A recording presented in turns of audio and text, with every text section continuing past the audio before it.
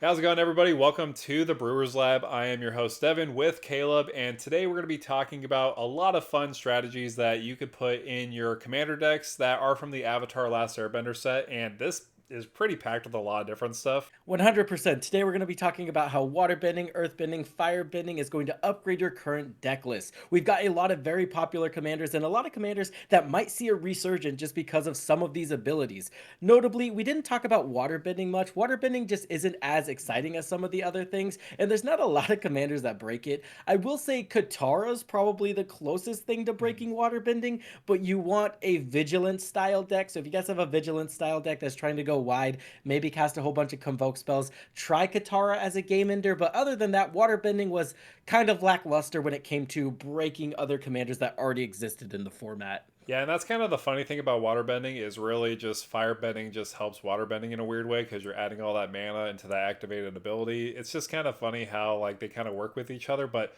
obviously in this video we're not really focusing on waterbending, so all you waterbending lovers, I'm sorry about that, and I take full responsibility because I was like looking through the list and I'm like, nah, I don't see anything good. So I'm sorry, That is but not that great. we're going to be starting our list off with airbending. Airbending, I feel like, is probably the second most powerful. How would you rank like all the bendings, by the way?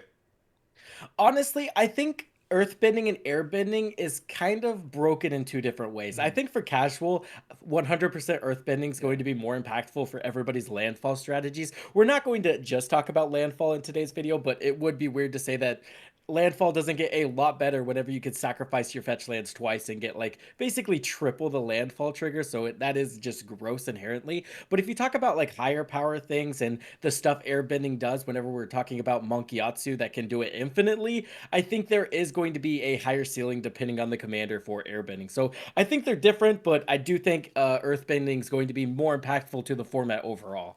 Hey, no, yeah, trust me. When we're gonna be gushing over Monkeyatsu too. Like that card Mhm. just breaks a lot of cards in half. Like that's probably gonna be like most of our airbending conversation when we get into that. But like, yeah, I kind of agree with that. Like earthbending is very good for casual, but airbending I feel like is really good for like those high power ceilings, especially with those cast triggers.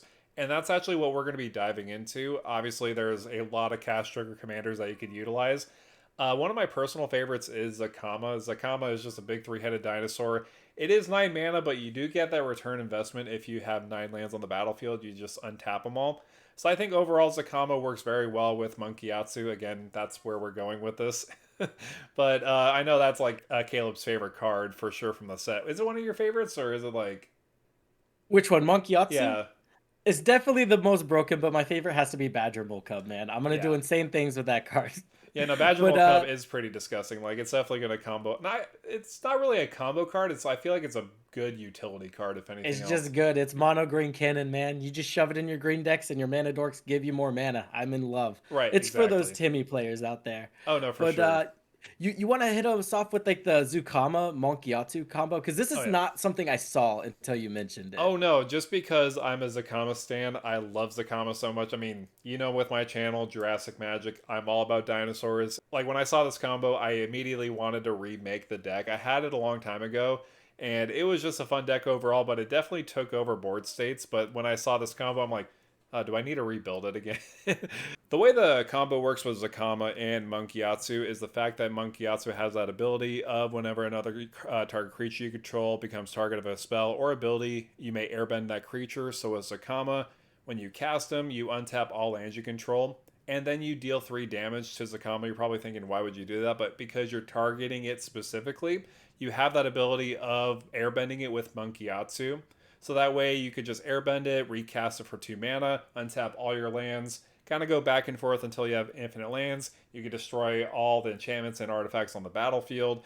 But that's the one way that's like really kind of tricky with Zakama. You don't actually have a definitive win con with it specifically, unless you have like some kind of infinite sink in, like a walking ballista, or you could use like greater good to constantly sacrifice it over and over again when you have the infinite mana, so that you could just draw your whole entire deck, find a win con from there. Yeah, no, the thing I missed is that Zukama just targets itself and exiles it, and now you airbend it. That's the broken part here, Yeah. and that's what went over my head. And when you said that, I was like, wow, that does just No, you two you were card going infinite over the combo now. Nadu Lightning Greaves kind of shenanigans, what it was Yeah, doing no, no, no, originally. yeah, Like I you're remember you just like talking no, no, about no. that before. Yeah. Another card that does do the Nadu Lightning Greaves things is Ululek Fused Atrocity. One of the Uh, things we noticed is that Eldrazi have cast triggers. So now if you airbend them with something like a Monk Yatsu or any of the other airbending things, like even Appa's going to be amazing here because you get to airbend as much as you want. But I like the idea of just doubling up on all of your Eldrazi's cast triggers with Ululek while getting them again for just 2 mana. So in the, so when we're talking about cards like Kozilek, you can easily cast it, get its cast trigger, double it up on Ululek, and now you're forcing your opponents to basically manifest their entire hand, and then he's buffing up your entire board state at the same time. And there's a bunch of other Eldrazi's that do disgusting things. We all know Emrakul allows you to steal an opponent's turn, so now you're stealing 2 opponents' turns. You have the Flayer that just steals a creature, turns it into a 10/10 Eldrazi with Annihilator 2. Now you're stealing 2 of their creatures, and it's not hard to see where airbending in Eldrazi's is going to be something that's going to be disgusting. yeah, I never knew that Emrakul was training with Aang and just like learning one with the Avatar ways. Like it's just kind of funny because Yes. have you seen that one meme with I think it was like Satoru Umezawa where like Emrakul was wearing a ninja band head and like I'm a ninja now. Like this is the same thing Yeah. with like you just Oh like yeah, one of the tattoos or yeah whatever. like the Yeah. tattoo on like Emrakul's head. That's what you got to do now with all the Eldrazi. Oh yeah, and then you just take everybody's library with, Ulamog the Defiler. Fair stuff. Yeah. Airbending's going to be crazy for those Eldrazi players. Don't tell them about this. No, seriously, like I don't play Eldrazi. I mean, I find it a little salt-inducing for some people. I mean, if I'm playing bracket Nah. four, I'm good. I mean, again, I'm just messing with you, I yeah. know, yeah, it's totally like at first when you mentioned Ula, like you probably saw like my head was almost like pulsating right now. Like it feels Oh like yeah. I'm like getting like serious veins right now hearing that because of how confusing it is. But yeah, airbending is pretty disgusting. Like even like Helga's Skittish Seer is really good because you're Hmm. casting that creature with power 4 or greater, you're buffing it up, gaining a life, drawing a card. When you airbend, you're just getting that all over again by just paying 2 mana. And obviously, there are some ways to reduce. Isn't there like ways to reduce cards from exile that you cast that just makes it for free? I'm trying to remember the cards. The bear. The Oh yeah, the bear. bear. Yeah, that is one. Yeah, so Yeah, and then it's just free. And the cool thing about Helga is you can actually use the mana to cast them because you're still casting the creature, right? right. So it doesn't make it to where you can't use her massive amounts of mana to then cast them from exile. So I think Helga's going to get a little bit of an increase from airbending as well for sure. I think you're right about that. Yeah, I played Helga, and I'm actually kind of tempted to put some airbending cards in here because yeah, it's really good. Like I again, think I feel Appa for like sure. yeah, Appa, yeah, because it's gonna trigger Helga. It's also going to be on instant speed, so you can kind of hold up your mana ready to use at any time. If somebody's trying to board wipe, you could just use it. Also get a card, gain life, and just tap for mana too. It's just really good overall. Yeah, I think Appa's one of those very strong airbending cards that's like not as good as Monkey Yatsu, but it's still really good in those blink decks because if you target Appa, blink Appa, he blinks everything else. Right. So as long as you like blink something that also blinks him, it just gets really, really disgusting. Mm-hmm. Like a Felidar Guardian blinking Appa every time Appa blinks your board, not okay. Right. Yeah, we talked about some airbending cards. A lot of them are just really good. Obviously, there's a lot of other cast trigger commanders that you could focus on in Oh mono yeah. white or like in any white color combination. So overall, I think it's like one of the better ones as far as like ceiling goes. 100%. And then the next one, obviously, we got to talk about earthbending. Now, instead of just talking about how, like, earthbending's really good with landfall, we thought we'd just name off a couple Yeah. commanders. And then if you guys are playing those commanders, you could try to integrate it into them. Mhm. I do want to talk about the best earthbending card I think there is for landfall strategies, and that's Tough Hard-Headed Did you Teacher. not believe This in is a it or 4 CM. something? Or Yeah, no, no, no, just raw. It says, whenever you cast a spell, you get to earthbend. So the fact that you're earthbending at an insane rate means that you can cover more of your lands with 1/1 counters by turning them into creatures. And when you're talking about a landfall strategy, you don't care about how big the land gets. You just want quantity because you're instantly sacrificing it for value. And because of that, I wanted to focus on our Jund landfall commanders like Hearthhole. We have Sorel, we've got Yuma and Hazazon. All the cards that want to put those lands directly into the graveyard and get them back are going to be amazing with these earthbending landfall strategies. and something I like about Toph is basically making them 1/1s. I know a lot of people see that as a downside because you want to have bigger land creatures, but I feel like one is actually perfect for aristocrats, like what you talked about with Oh, Hearthhole, with 100%. Surzel. is that how you say it? Sarzel? I don't know. It's But close enough, my yeah, man. exactly. But I feel like with Toph, like since you're making them 1/1s, like this just breaks Skull Clamp. I mean, I know Skull Clamp is broken, but like because they're 1/1s, you just sacrifice them, draw Yeah. 2 cards, and then just return them back to the battlefield. You also get those triggers with Hazazon, Hearthhole, Sarzel.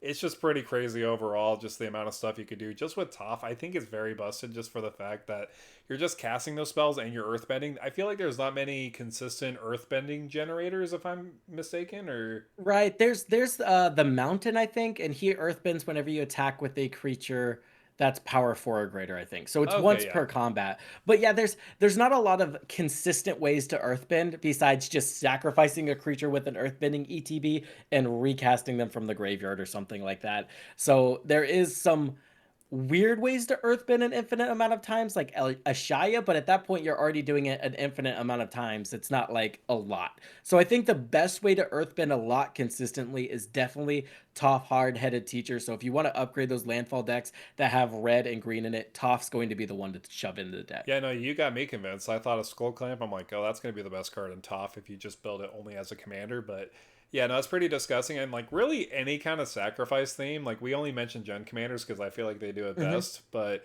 Hmm. yeah, I mean, I'm going to mention more Gen Commanders, but because I'm thinking of Yeah. Monster Hunter, because like Zeatora, you make a big like land, you just fling it at somebody, get that treasure, and also you just return that land onto the battlefield. It's just I think again, any sacrifice theme, Corvold's gonna love Earthbending too, because you just sacrifice that land, just return it to the battlefield, draw a card. It's just 100%. disgusting. Like honestly, Earthbending. I mean, I know we say it's a more casually powerful, but it's still really powerful in general. Oh, I definitely, yeah. Earthbending is super strong as well. Another one you mentioned, actually, Black Panther. You want to cover that one? Oh right, yeah, I completely forgot about. I was just thinking about all the Jund cards. Like I forgot. Oh yeah, we Yeah, actually we got have some sidetracked. off-color like non-Jund cards. Yeah, the reason why I like Black Panther is because you're focusing on putting 1/1 counters on your lands, and obviously if you're earthbending, you're putting them into creatures.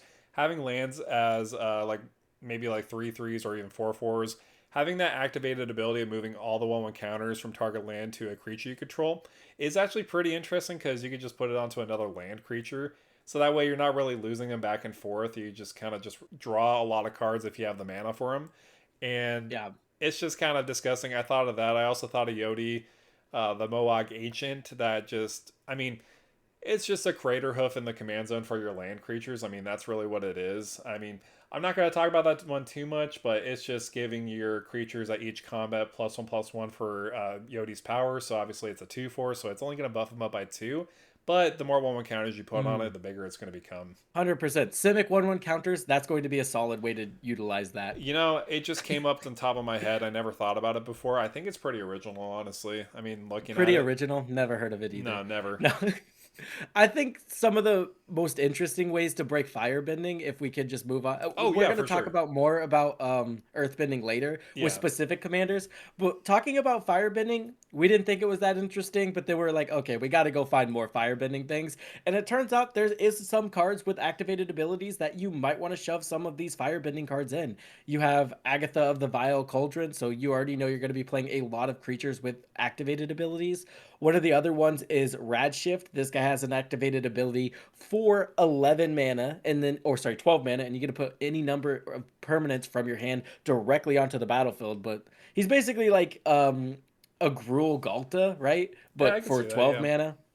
Yeah, no, it's And I then, kind of see it like that. I mean, it's a one-time effect unless you have like a blink ability, but you're in Gruul colors. You don't really have that much blink options besides like what the teleportation thing that like end step. I forgot what it's called exactly, but at this point, you're sacrificing the dude and recasting him, oh yeah, honestly. honestly, don't jump through those hoops. Just sacrifice them. It's only 2 mana. I mean, especially Yeah, because you have that added mana ability, so it's really good.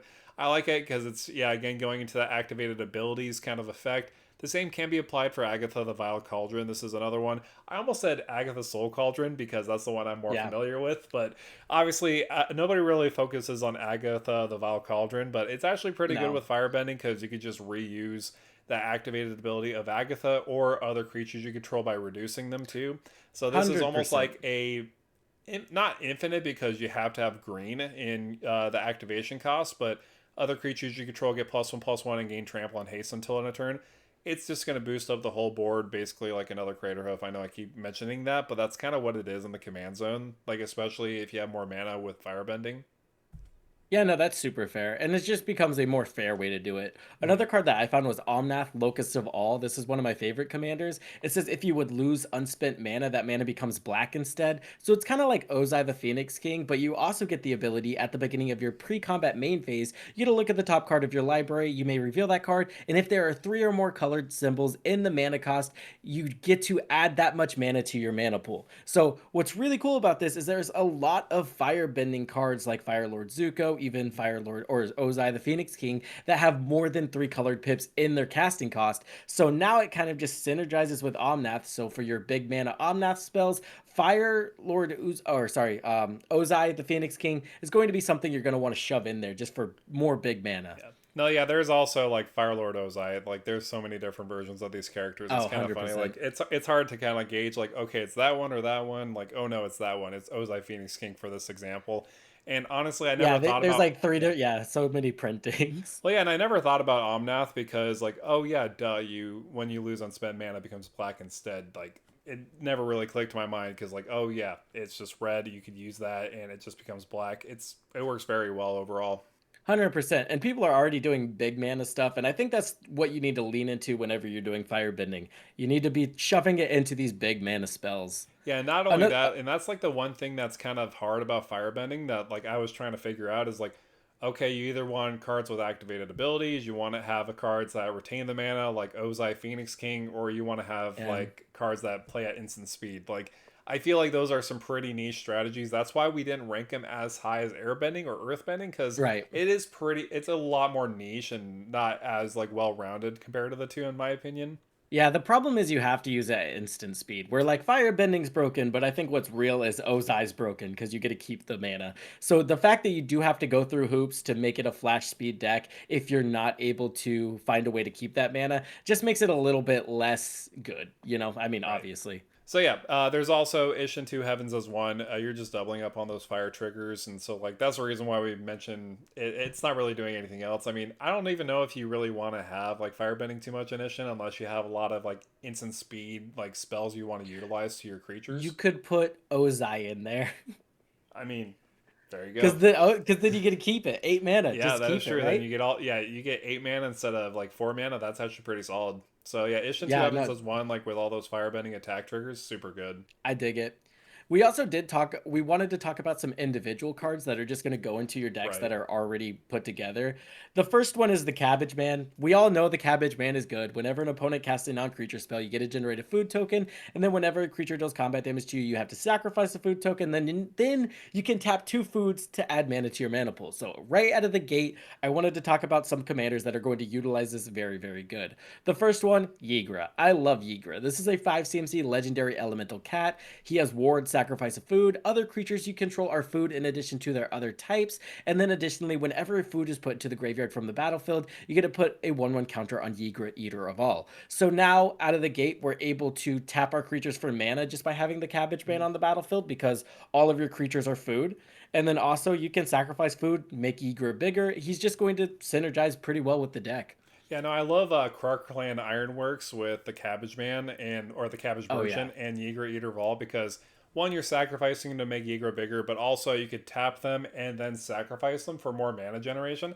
I mean, we all know Krark Clan Ironworks is really good, so I don't need to Oh, no, dive but into that too it's much. But yeah, 2 mana, you're just returning on that investment easily. And how often do you think actually you're gonna have a lot of food on the table? Because like if you stand it by itself, like I do wonder if like people have like a lot of tokens on the battlefield, if they just swing it all at you, like are you gonna keep all that food like if able? Like I'm trying to think of scenarios where like you're really gonna have a lot of food on the battlefield. I'm gonna be 100% honest with you. I think with Ygritte, Eater of All, they don't have a field. Right. Okay. Yeah. That makes sense. Yeah. but In the Yigra but aspect, I yeah. understand. I understand what you're saying, and you're right. This card does make you a target, right? If you are generating a ton of food tokens, they're gonna try to take that mana away from you by dealing as much damage to you as possible. Yeah. So no, but 100%, I do think if you throw Cabbage Man out on the battlefield, I am gonna probably hit you first, Yeah, you definitely need to and you make would be sure you right have a to. lot of ways of protecting him, or like if you have ways of Yeager just making everybody just sacrifice their creatures anyways. Yeah. And I think that's the important thing. Another card, like just to stay to the point, like Rocco Street Chef is Mhm. going to be another good deck whenever we're talking about the Cabbage Man. It says at the beginning of your end step, each player exiles the top card of their library. Until the end of your next turn, each player may cast a card they exiled this way. So everybody gets card advantage. Whenever a player plays a land Yeah. from exile or casts a spell from exile, you get to put a 1/1 counter on target creature you control and create a food token. So not only does this generate you additional food, but it also makes your creatures bigger. So the fact that, well, like you were saying, you want to protect him, the 1/1 counters are going to make it to where your creatures are so big Yeah. that they're not going to have an opportunity to make you sacrifice the food. Well, and honestly, we don't want to discount that first part of the trigger of like each player exiling the top card of their library, and then they're incentivized to cast their spells or they lose it completely. 100%. So, like, if If it's you a got, non-creature spell, you're definitely going to get a lot more food on the battlefield too. yeah, I'm not gonna lie. This is the group hug deck I've lost to the most. Rocco Really? Street Chef, they're giving me card advantage, and dude, if I see a good card and I want to cast it, I'm casting Yeah. it. And it's just like you And then look you're just over. buffing them up. Yeah. Yeah, yeah, you just look over and they've got a 9/9, and you're like, when the hell did that happen? Yeah. No, You know? And seriously. then you're eating 9 damage to the face. So yeah, Rocco is definitely already on effects that allow you to tap food for mana. So just having one more is just going to be really good for this guy. I think that I should make this as like a Thanksgiving commander now. I think about it, but we're already too late. Like Thanksgiving's already like done after this video is released. You know what? You got to build it right after this Oh yeah, no, video. I guess that's what I gotta do. So if you see it on Thursday, then you know. There you go. If you know, you know. Right. Balin's just, you're Oh yeah, generating more tokens. yeah. Yeah. And I love this Enough for said. Frodo and Sam. I mean, I think it's just as an upgrade. I don't really think it's going to do anything more for Frodo and Sam. I mean, because Frodo has that attack trigger and Sam has that ability of making an extra food like on your turn. It's not really going to apply for you too much, but getting that mana, I mean, it's kind of hard because like it works as a benefit, but it also, again, you're only really attacking with Frodo, only really sacrificing one food. But again, I think it is as an upgrade because you're building around food as the deck because you have like what that one delighted guest or something like that. I'll put it on the Yes. screen, but it's the one where it's like devour food and then you make a big giant creature. So stuff like that, I just think like okay, that doesn't necessarily synergize with Frodo and Sam specifically. I mean, but it synergizes with the deck in total. Yeah, 100%. Like if you're doing food strategies, cabbage merchant, throw them in there. Yeah. Another thing I wanted to just talk about, and I'll get your opinion on this, is Go Shintai. Go Shintai is that shrine Hmm. deck, right? It allows you to pay 5. You can return target enchantment card from your graveyard to the battlefield. And then whenever Goshintai Life's Origin or another non-token shrine enters the battlefield under your control, you get to generate Hmm. another shrine. I think people might just switch up for Heibei. I Heibei says whenever it enters the battlefield, you reveal the top card of your library, reveal a shrine card from it, and put it onto the battlefield. mhm. And then for 5 and tapping Heibei, for each legendary enchantment you control, you get to generate a 1/1 colorless spirit creature token with this token can't block or be blocked by non-spirit creatures. So Yeah, no, I think it's definitely a strict upgrade. You had to convince me a little bit before the video, but I actually think it's a strict upgrade for sure. Just the fact that High has a enter trigger that means that you can just blink them over and over again. And honestly, if your first trigger is just Go Shintai, you just have your both commanders out on the battlefield. And I mean, exactly. The yes, fact that Heibei can just find the other one is pretty good, and you just keep blinking this guy until you get more and more well, shrines. and not only that, It's yeah, going to you change the build a bit, but I yeah, think it's going to be worth it. yeah, you could blink Haibai. You could also blink Go Shintai if you want more shrines on the battlefield. I mean, you're going to do it either way with Go Shintai, but also the fact that like airbending is also another good synergy with this kind of deck if you're building it. I mean, just to kind of add the avatar flavor, obviously, Right, but right. No, 100%, 100%. yeah, and yeah, I think Haibai is definitely the upgrade because I just like the ability that you also have.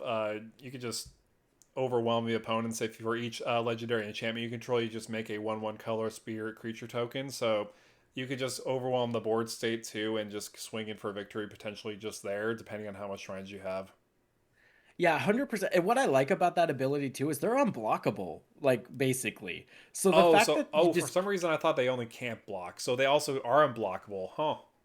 yeah, because it says this So they're token like can't be Doth and blocked or be Voidwalker, blocked. right? Yeah, so it's basically like shadow. Okay, that's a good comparison, right? Shadow.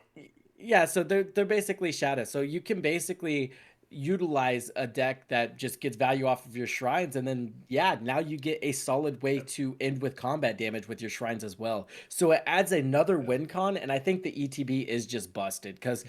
anytime you can get a shrine for free without casting it just seems like a no-brainer for me. Yeah, and just infinite flicker effects. You just get all the shrines from your deck on the battlefield. I mean, there's many ways to do that, and we don't need to go over every individual one. But one thing is funny about the art. It looks like very like spirit-esque with the panda, but like if you actually seen the show, he's quite scary, honestly. Have you Yeah, seen like his yeah, no, alternate form? Like I'm just like, oh, he looks very cute on here. I'm like, why?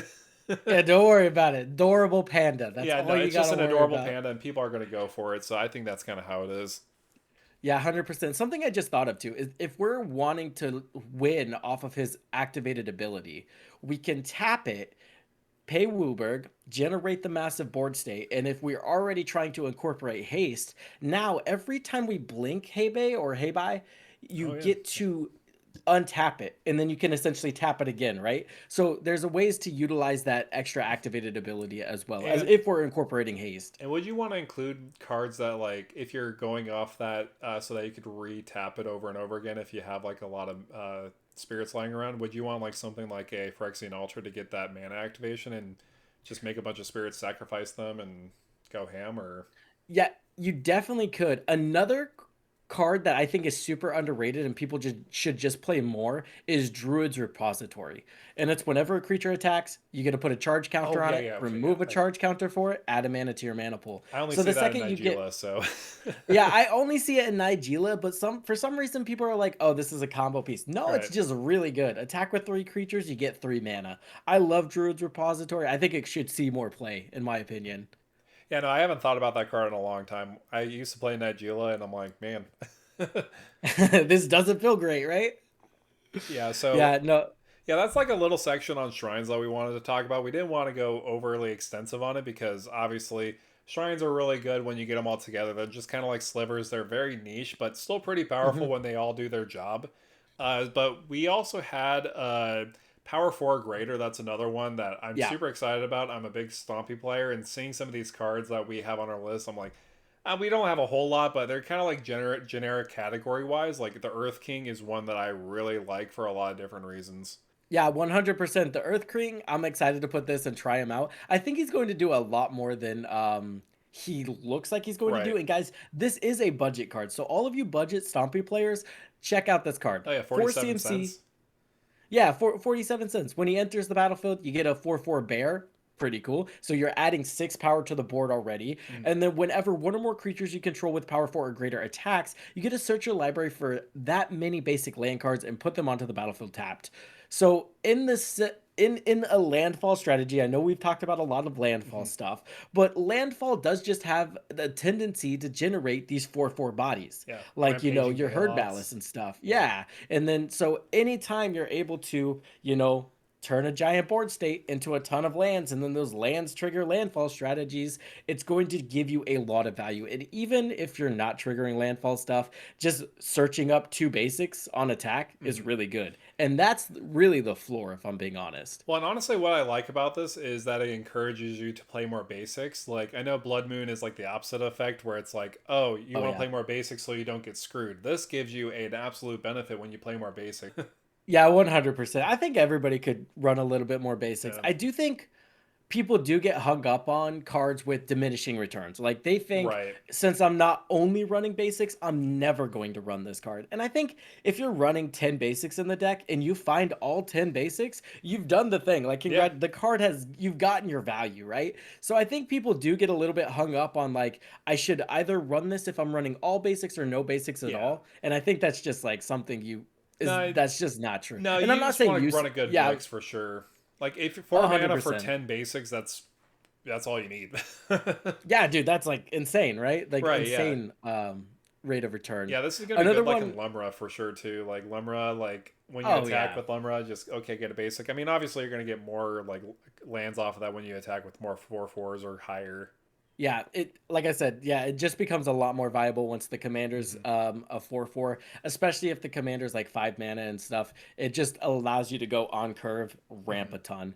The other one I wanted to talk about was Bitterworks. This is a 3 CMC enchantment. It says whenever you attack a player with one or more creatures with power 4 or greater, you get to draw a card, and then it has exhaust 4 and you get an earthbend 4. So it generates a 4/4 and it allows you to get consistent card advantage. And I did just want to clear up a rules thing. This is something that I see a lot of players confused on constantly. But whenever you see a text that says whenever you attack a player with one or more creatures with power 4 or greater, draw a card, you can trigger that ability 3 separate times by attacking each of your opponents. So it doesn't just trigger once per turn. This is 3 cards per combat step. And that's another thing I want to stress. Per combat Yeah, step. no, If I you can't. are playing, Yeah, I can't tell you oh how many yeah, like comments I got on like those kind of things. That's why I feel like on oh every yeah. video I have to explain that. Okay, you swing with 3 creatures, you get 3 cards because you're attacking each player. But I Oh know yeah, I'm it's sure yeah. people are super annoyed because I mention it every time. But if you don't mention it every time, you get the comment Oh, every I know, time. And yeah. you know, So if I'd we get the rather them comment just here, walk I'm just away gonna knowing quit. why it's. Yeah, yeah.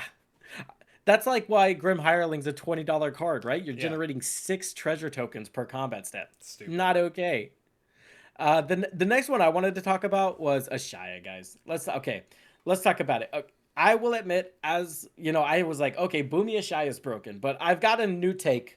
Ashaya is just broken with earthbending. Boomy, yes, does the infinite combat step, but Ashaya just being able to turn all of your creatures Mhm. into lands, and now every single earthbending card earthbends onto themselves, means that Ashaya with any earthbending card and a sack outlet just goes infinite. Mhm. And this was a card that if I said Ashaya and CEDH, you'd be like, what the? But Well, now, there's been some builds for it. I mean, like I've seen some people who built CDH for Shy, and it works oh pretty yeah, they're well. doing the infinite mana, the Hmm. the blink thing for sure, Right. for sure. But I mean, like this is just going to make that deck a lot better because now Mhm. you just put any sort of sack outlet in there, Altar of the Brood or whatever, and then you can actually use the Altar of Dementia. Even you can mill everybody out. So I think this could be a deck of redundancy. You Mhm. run all the Earthbenders, you run all the sack outlets that are going to allow you to win the game. And then Ashaya is just going to be a monster. And again, Ashaya was already really good, but now I think it's just that next level. Yeah, no, for sure. And something I thought about with earthbending in general, it just breaks strategies like that in half, like a Shaya. And I also thought because you're putting a lot of 1/1 counters on like lands, like I thought about like when you were talking about Toph, I had to research this card like right on the spot. Terra Symbiosis. Oh yeah, Terra Symb. Well, that's once per turn, I think. Uh, Once each turn, yeah, but still, like Yeah, if you only earthbend 100%. once, but like, oh yeah, yeah, I guess that's not as good, but But I'm gonna be honest, Earthbend 4, if we're Earthbending 4 yeah. and drawing 4 cards, I'm happy. But yeah, Toph once per turn, No, yeah, I realized as I'm soon not as you there. said that, I'm like, yeah, see, we all make mistakes here, so 100%, 100%. Dude, there's been a million cards where I'm like, oh, this is busted. And they're like, yeah. hey, that doesn't work. And I was like, okay, well, then we're going on to the next commander. Well, it's funny that you mentioned that. Like, we also got a comment on the other video about like, oh, that creature when you earthbend becomes a 0/0 and gets +1/+1 counters on it. Like when we Oh, talked, yeah, yeah. I did notice that. Boomy's not going to be 9 power. Boomy's going to be 4 yeah. power. So we had to clear that up. It's just like one of those things. Like we always make mistakes as content creators, Oh, especially with the 100%. amount of like spoilers that come out with all these different cards. Like, And new mechanics, bro. oh yeah. New mechanics. Well, it's And and yeah. and you do want to build the deck as fast as possible, right? Not as fast as possible, but you are trying to get something out there. You know, you're excited to brew the deck, so you want to show it to the community. Right. So there is a little bit of a, or there's it's an inevitability Hmm. that you're going to get an interaction wrong and a card's just not going to Oh work. yeah. And everybody's gonna do it. Well, and the number one contributor to that is Ululek Fuse Atrocity. We talked about that Oh card Jesus. before. I'm Don't like, that is probably the most confusing card that you could ever put in a pre-con deck as the commander. And I'm like, what are you guys? I mean, I don't want to criticize too Welcome much, to but Magic. Figure this out. yeah. I mean, I guess it is a modern Horizons 3 where it's supposed to be a little bit more upgraded, but at the same time, if you're getting this as a new player, you love like the Eldritch Horror, and you see this thing like, yeah, I want to build it. I'm like, wait, how does this work? Yeah, no, Not even most in fact, YouTubers understand how this works, and I don't even understand how this works half the time either. yeah, dude, just copying all spells on the stack. Yeah, because Yeah, like I thought for some reason, okay, it's only Eldrazi. No, it's all other spells. So if you add a draw yeah. spell in there, like on the stack too, like oh shoot, like I completely forgot about that.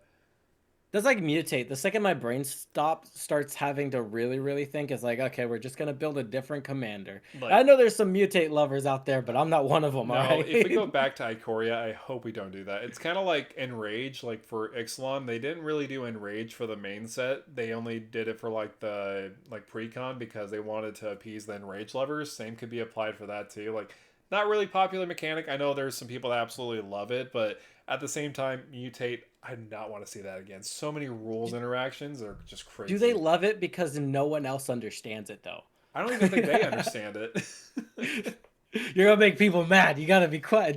Like, no, you got to understand like some serious rules with Oh, like dude, yeah, mutate. no, it's Like, don't crazy. even get me started on like, oh, the landfall, like not landfall, but like don't even get me started on earth bending with mutate. Oh, dude, no, Like, I don't even want don't to do think this to about me. that. Like, Don't do this to me. So someone will let us know in the comments how that works, so we don't yeah, have to. But yeah, we're not gonna talk about mutate and Ikoria. If it comes back, I just want the big cool beast. yeah, no, You don't that's all have I to worry want. about mutate. Yeah. Okay, Badgermole Cub. Let's talk about this guy for a Oh second right, yeah. because I am a Tiem enjoyer. I love Tiem. Tiem is one of those cards that only the pilots really understand Tiem, and sometimes they don't even understand it. But it's a cool card. It's a 4 CMC creature. It says each creature you control enters with a vigilance counter on it, and then you can pay 3 to remove 3 counters from among creatures you control. You get to put the top 3 cards of your library into your graveyard. Then you get to return a permanent card with mana value 3 or less from the graveyard to the battlefield. So what people are doing with Badgermole Cub is they're earthbending onto Gaia's Cradle. And Yep. now you can sacrifice Gaia's Cradle to Ashnod's Altar, and Badgermole Cub is also just allowing Gaia's Cradle to tap for increasingly more mana. So now you can essentially just sack lands, reanimate them with Tiem, and now the land's untapped. Crazy stuff. Yeah, as you can see, I don't really have an opinion on this because I don't understand it half the time, so I'm just gonna kind of leave it there. Yeah, But it doesn't Time's a really cool necessarily go. commander. Oh, 100%. And it doesn't necessarily go infinite because you're not Yeah. going to generate enough counters for the amount of mana you're Hmm. generating because you do have to kind of sacrifice the Badger Mole and bring them back every time Well, because you have to re-earthbend onto the Gaia's Cradle. But you're building a lot of mana, and a lot of mana can do a lot of really disgusting is things. So there as like long a as you way have to another. blink Badger Mole consistently though to like get that going? Like I'm trying to think I like don't know if that would. I don't think Tiem runs a lot of Blink. I'm gonna be honest. no. Tiem Okay. just sack that stuff, put it in the grave, bring it back.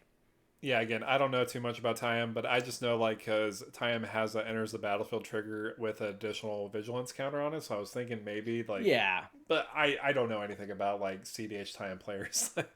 The better thing to do would be maybe double up on the counters, so Right, you get 2/1/1 counters off the Badgermole Cub and 2 vigilance counters, but that's still not enough to get you 6 counters to go right, infinite, but it's really close. And just being able to sacrifice Gaia's Cradle, bring it back to add a ton of mana to your right. mana pool is still a very powerful interaction without going infinite. Hmm. I think it is probably one of the best cards that Tiam's gotten in a long time, so I'm just excited to shove it in there. Well, I feel like even if it doesn't produce infinite mana, it'll produce enough mana for you to win the game from there. Yeah, I mean, not to go on a tangent, but my favorite deck right now is Quark Thrasios, and that deck is literally not infinite anything. Right. It's literally just like casting spells, Oh, it's just crossing your Storm, fingers, yeah. and praying. Yeah, you're just praying. You're like, I want one to be tails and one's to be heads, and then I'll be happy. Right. And then after that happens, you got to do it again. Mhm. No, exactly. No, it's just a continuous loop, and Oh yeah, yeah, that's another deck I don't even try to like. It doesn't compete where I hear like my like it's so stompy fun. brain is just like nope. Like I'd rather just at least get a clean infinite combo. Like if when I played CDH, like I used to play Tali, so like Food Chain Oh yeah, or like Atali. Dockside Teamer Sabretooth combos just to blink him infinitely. But obviously, this is kind of a little bit of a tangent off of like the main subject. But Oh, obviously, we do 100%. play all sorts of formats. That's like kind of like I don't mind talking about this because like we like to talk about No. like everything EDH. Listen, you can't have a casual EDH channel and play CEDH. That's not okay. No, yeah, you It's not can't do okay, and it never happens. that.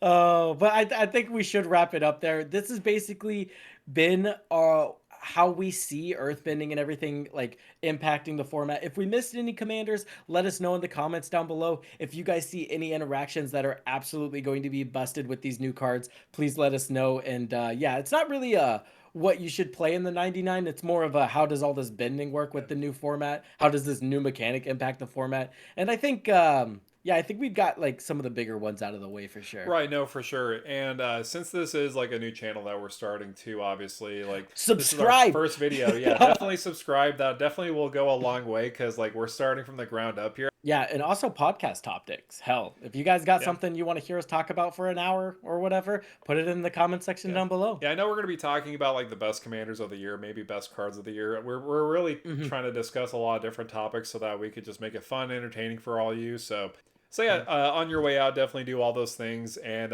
yeah, just stay brewing.